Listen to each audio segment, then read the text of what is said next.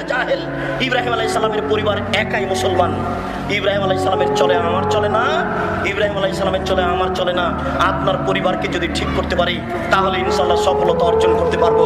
এক মিনিট, ইব্রাহিম আলাইহিস সালামের পরিবারটা দেখে আমি সামনের দিকে যাচ্ছি। আপনি দেখুন, ইব্রাহিম আলাইহিস সালামের পরিবার একটাই পরিবার মুসলমান, বাকি এই পৃথিবীতে আর কোনো পরিবার মুসলমান নেই। দাখালা ইব্রাহিম কারিয়াতান, ইব্রাহিম আলাইহিস সালাম একটা গ্রামে প্রবেশ করলেন।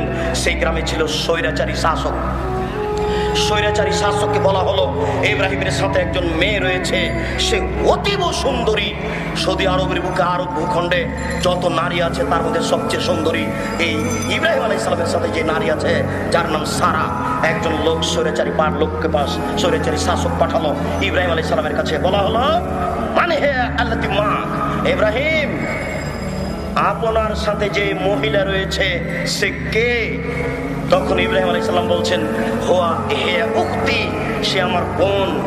এই কথা বলার পরে ইব্রাহিম আলাইহিস সালাম তার স্ত্রীর কাছে ফিরে যাচ্ছেন। তার স্ত্রীর কাছে ফিরে গিয়ে বলছেন, সারা শোনো, লা তুকাদ্দিবি বিহাদিসি, তুমি যেন আমাকে মিথ্যুক প্রমাণ করো না। আন্নি কাদ আখবারতুম আন্নাকি উখতি, আমি কিন্তু তাদের বলে দিয়েছি তুমি আমার বোন। এই দেশে স্বামী স্ত্রী পার হতে পারে না। আমি যদি বলি যে এটা আমার স্ত্রী তাহলে আমাদেরকে আটকে দিবে, এই জন্য আমি কিন্তু মিথ্যা কথা বলেছি।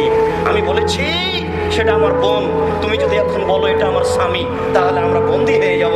তুমি বলিও যে এটা আমার ভাই, আমরা ভাই বোন হয়ে পার হয়ে যাব। এর পরের বাক্যটা আপনি শোনেন, এই বাক্যটা আপনাকে বলতে চাচ্ছি।